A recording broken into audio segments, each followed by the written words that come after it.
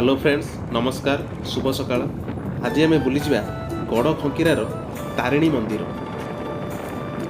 देखंतु रास्ता you start हो एवं लिखाही माँ तारिणी पीठ गड़ खंकीरा 6 किलोमीटर।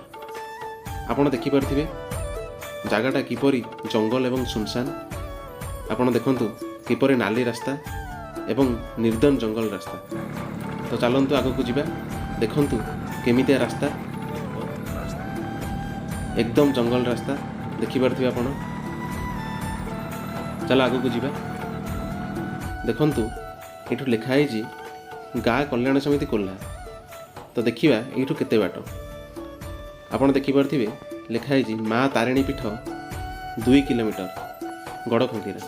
तो चलते आगक जावा देखंतु आज्ञा आम पहुँच जाइचु गड़ खंकीरा माँ तारिणी मंदिर।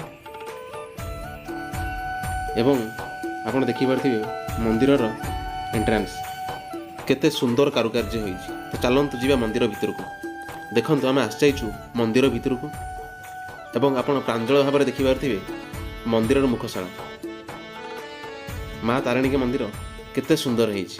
आपण मंदिर पछरे पहाड़ यार शोभा को द्विगुणित कर देउछि। देखंतु ये होउछि माँ तारिणीकर यज्ञ मंडप। यह परठू मंदिर प्रांगण मु आपनकु सिनेमैटिक माध्यम दर्शन कराइबी। जदि आप वीडियोटी को लाइक करना तेज लाइक करनी एवं चैनल को सब्सक्राइब करनी एमती इंटरेस्टिंग वीडियो आगू देखिए।